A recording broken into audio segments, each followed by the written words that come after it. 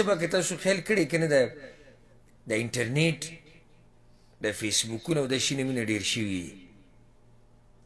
دي، رشتې هم کمزوري شوي دي.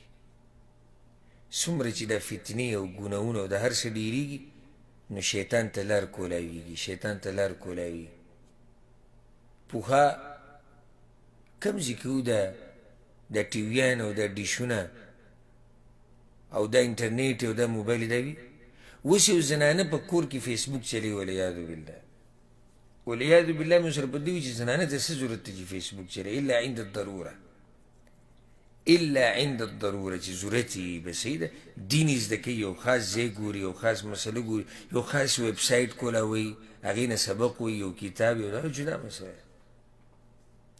لکه وخته پورې، خاص ټیمه پورې، خو چې هر وخت ورسره فیسبوک وي او آی ډي په دې کې هم کولاوي او په ټیک ټاک کې هم کولاوي او په هر څه کې کولاوي، او دا هلکان ګوري را ګوري، او کله یو قسمه ویډیو مخې ته راځي او کله بل قسمه ویډیو مخې ته راځي او کله بل. د دې به د خاوند سره د مینه داسې پاتې شي؟ نه پاتې کېږي. مخکې څه چلو؟ مخکې چل دا و چې دې ښځې ته مخامخ به صرف څوک و؟ بس تکه خاوند. نو دې ښځې به دا وي که دی نو صرف دقه دی، او دی ورته هر څه، او دا خاوند به ورته غر ښکارېدو او دی هم غر. خو چې کله دا فتنې راووتې او دا جاخې راووتې نو د دې د لاسې د ښځې او د خاوند هغه رشتې کمزوري شوې. اوس یو سړی دی فیسبوک ګوري، یوټیوب ګوري، د انډیا فلمونه ګوري، د انډیا هغه جنکۍ ګوري چې هغوی رنډېتوب کوي، والعیاذ بالله، او هغوی د لګړې لګړې جامې اچي. د ده به خپله ساده ښځه خوښه شي؟ نه خوښېږي. د ده به هغه زنانه دپاره محبت هکه شاني څنګه چې دی کمې زنانه چې دروند څادر د ځان نه تاو کړی، نه. د ده محبت به هم د هغې سره وي چې هغه دومره حیاناکه دی چې خاوند ته بر هم نشي کتی. په دې دې تنګېږي، ګورئ، په دې دې تنګېږي، په دې حیا چې بیا تنګېږي. مړه وي ښځې خو دادي ته راشه وګوره، زمونږ هغه څه وي، بر هم سړي ته نه ګوري، په تیز اواز خبرې هم نه کوي. حیران به شي. ما ته یو ملګري خبره کوله، د یو خپل قصه یې راته وکړه، ډېره ناشنا خبره یې راته وکړه. سم حیران شو. نن سبا د دې هلکانو دا یعنې خواهشات او درخواستونه، وی ما ته وایي چې داسې جنۍ پسې ګرځم چې په یو ګوته مې وچورلی سم لیونی مې کي وایي. لکه دا اوس داسې مطلب دا چې دومره چالاکه جنۍ کور ته راولم چې لیونی مې کي. خلک وایي چې الله دې سړیتوب والا ښځه راباندې واړې چې دا ژوند مې په ارام وي، په سکون وي.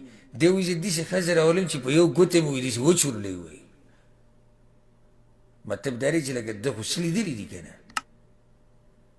د ګن بلای لیدلې ده که نه، جاخې کتلي دي، فلمونه یې کتلي دي، ډمتوب یې کتلی. دی اوس وایي چې زه داسې جنکۍ راولم. نو هغه مؤمن، هغه ساده چې په دې کیسو نه پوهېږي او خپل رب پېژني او د خپل خاوند حق ادا کوي او د خاوند د خپلوانو حق ادا کوي، هغه غریبه د دې د زړه تور شو که تور نه شو؟ تور شو. دا شیطان یو لاره ومونده، بس لویه موقع ده شیطان ته. نو د خپلې رشتې مضبوطې راونیسئ، د خپلې رشتې مضبوطې راونیسئ. او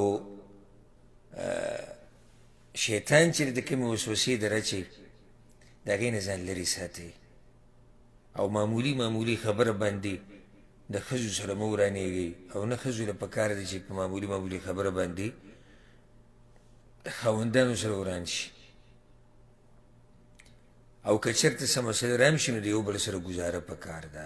خبره زما نه ډېره اوږده شوه، خو هلته د حدیث سره دا مسله راله، او دا د یعنې نن سبا وخت لویه مسله ده.